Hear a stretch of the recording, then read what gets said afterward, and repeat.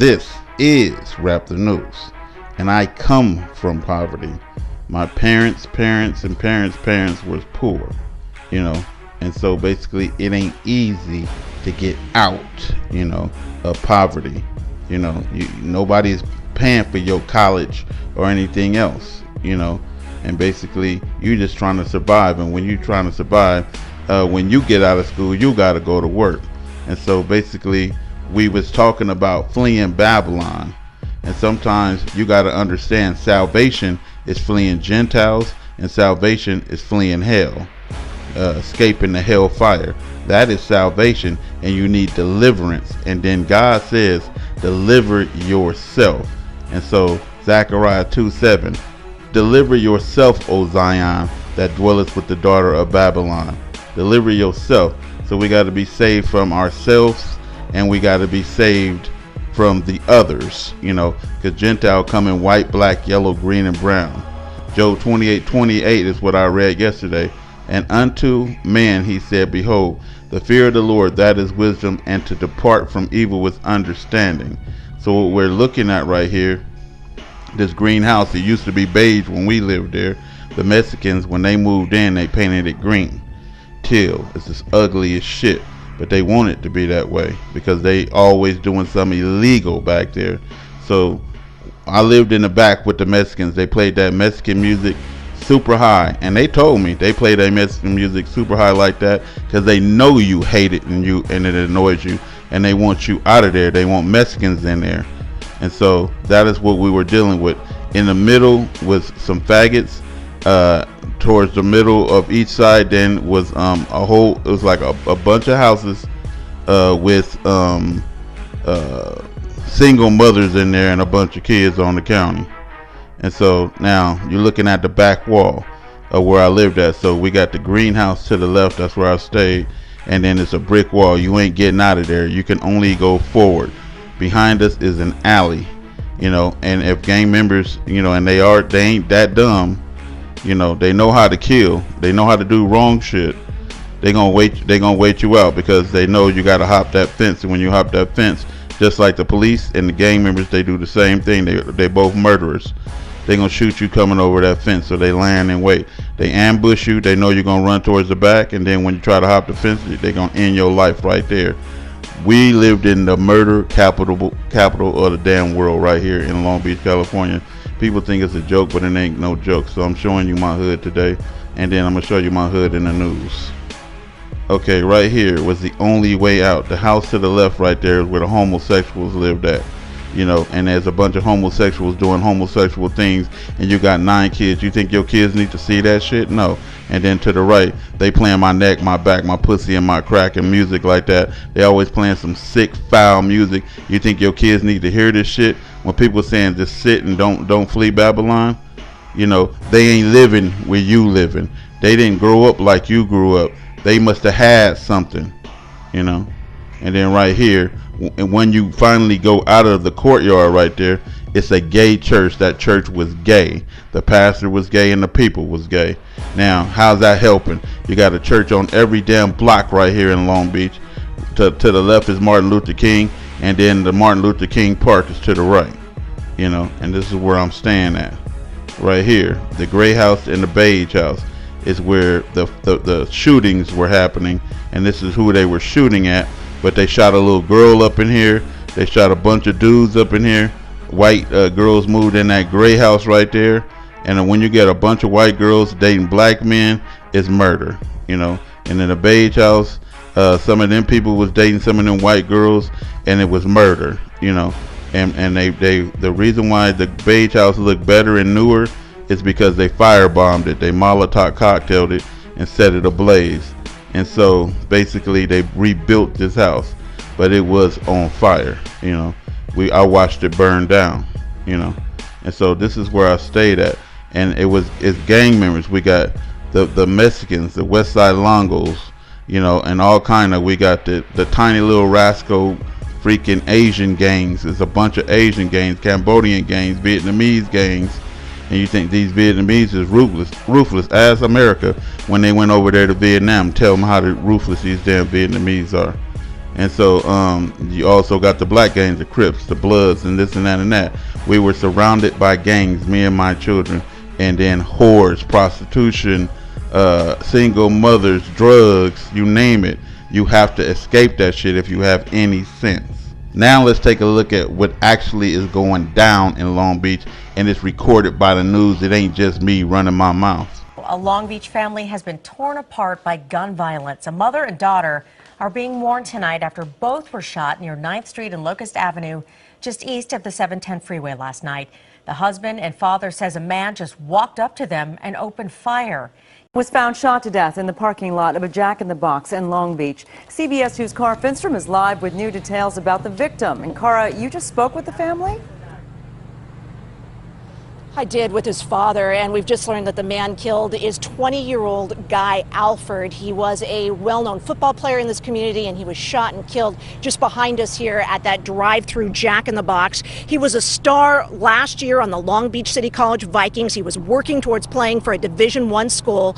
Again, I spoke with his father by phone. He was in shock, absolutely devastated. A man convicted of killing a Long Beach mother and her 4-year-old daughter was going to be sentenced today. Before that, before the victim statements in court could be read, he caused quite a disturbance because he didn't want to sit through them. All this began shortly after 9 last night. Long Beach police believe the gunman shot a man just outside of Popeye's restaurant. He was rushed to the hospital with critical injuries. Also shot a woman. She's believed to have been hit in the leg.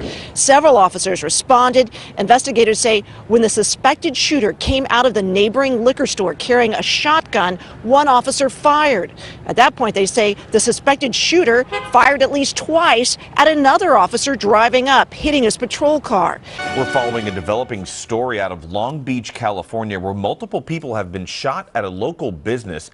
Now, it happened Friday afternoon, and officials say this is no longer an active shooter situation. CBS Los Angeles reports that 2 people were killed, including the shooter. This is in Long Beach. Looks like we might have Stu Mandel back. So, Stu, this is southbound, you say, PCH? No, we were on PCH. He just went southbound once again. I'm just kind of looking at, I think we're back on Atlantic.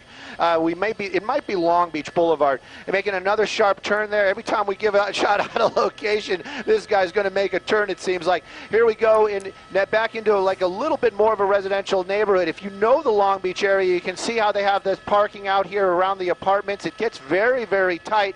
Also, another thing that the LAPD is going to be looking at, very dangerous situation for safety. 6 people shot, including the woman who was killed. And what's bizarre is authorities say the shooting happened during a vigil for someone else who had recently died. Now, that victim, that 57-year-old woman, is identified by the coroner as Jacqueline Glassby of Ontario. She was pronounced dead here at the scene. According to Long Beach police, the shooting happened around 12:30 this morning in the parking lot outside a bar on the 1600 block of West Pacific Coast Highway. Now on the CBS 2 News at 5 and streaming on CBSN Los Angeles, breaking news. The search for a killer in Long Beach after a woman was shot right near the courthouse. CBS 2's Dave Lopez has been following the story all day. He's live where SWAT is still on the scene. Dave? Well, just up the alleyway, if you will. I'll step out of the way so you can get a good shot. You don't see this very often. You see a SWAT team right there, and that's one of 4 SWAT teams in the area, but we were able to maneuver our truck into a position so we can give you this live shot. They are looking at a house. I'm told that they have received a search warrant because they believed a murder suspect is in that home. Basically beef with the Mexicans. The Longos out here, they write CK. They don't like anybody that's cripping. So it's automatic with that, with the Mexicans. Now the Longos are deep in Long Beach. They got like 3 different hoods in Long Beach, right? Right. How does that work? They got the north side, they got the west side, and they got the east side. So like I said, that shit been around way before I got here.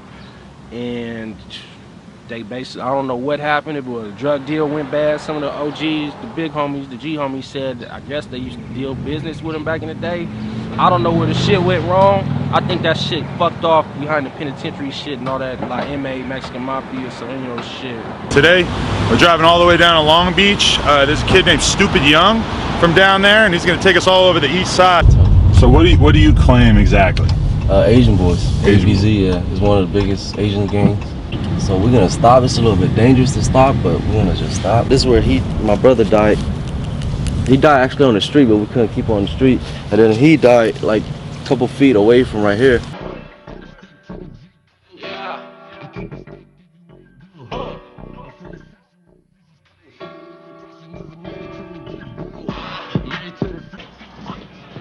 Yeah, but this is what niggas do in the neighborhood. This is what they just be shooting dice, smoking weed, post it. Don't snitch and holler, use them hollers. Catch a case, don't snitch. At around 10:44 this evening, the Long Beach Fire Department received reports of a shooting on the 2700 block of 7th Street. On the arrival of the initial engine company and the paramedic unit, they obviously were confronted with a scene that was very chaotic. There were a total of 12 patients that were involved in this incident. 3 confirmed fatalities. All 3 of those are adult males, estimated to be in their mid-20s. 9 patients were transported to local area hospitals, 5 immediate and 4 delayed patients. And again, they were being treated from Long Beach Fire Department paramedics and treated not only on scene but also as they were transported to the hospitals. At this juncture, obviously the scene is static. The Long Beach Police Department continues to investigate. From the reports that I talked to watch commanders, the suspects are at large. So in Long Beach, the murdering had got awful. It had got to the point where people was going to people's houses and killing their kids because they want your little bitty babies and kids. They was kidnapping and killing your kids. They would kill your kid over the phone and let you hear it, you know, because they wanted to get you good. Since you killed one of their homies, they wanted you to suffer awfully in the worst way. That's when you're hearing all these mothers and women getting shot, killed with their kids. This is why, because they not only want you, they want to hurt you and your family for life and everybody you love. They want to leave a lasting scar so that you don't retaliate, and it just makes them want to retaliate even more. So in this scene right here where this police is, this is Long Beach. I told you cannot hop over the fences into the alley because 3 Asians lost their life right there, and that's what it's taped off. 3 Asians, and the Asians gave the blacks relief. They didn't know, but they did. When the Asians came out here from Cambodia and Vietnamese and Vietnam, basically they immediately took a hatred to the Mexicans, and the Mexicans, who was giving the blacks hell at the time, and Mexicans always been giving blacks hell. You know, I mean, they just like our worst enemy. They worse than the police. They always hating you and killing you. The Cambodians start killing them, and the Mexicans can't hardly deal with the Cambodians and the Asians. Who killed those 3 Asians in the alley right here is Mexicans. And so basically, when my family fled Babylon, you know, we are at peace. Someone then cannot tell me that the Bible or the Torah tells me to stay in some shit like that when it's telling me to depart from evil. You know, to keep my family at risk of corruption and danger 24/7. No, we're not into that. And just like I said, if you look like a gang member or fit the description, then these gang members be high all the damn time. I swear to God on my life, some Mexicans drove past.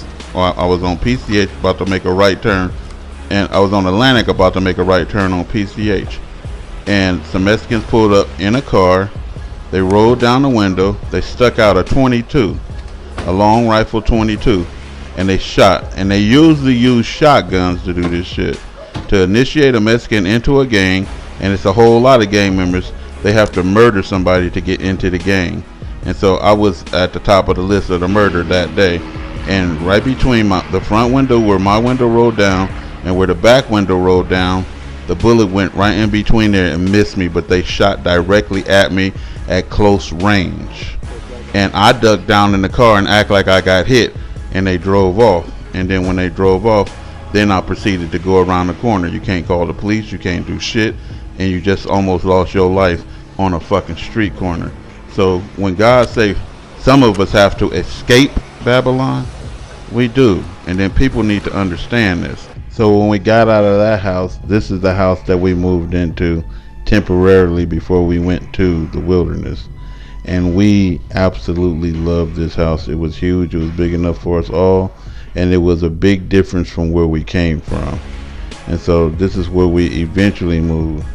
They built this house, I believe, in 2007, and it's a fairly new house, and basically it's adequate. You know, it's more than adequate for me and my family. And this is a before, and this is the after, and this is a wrap the news.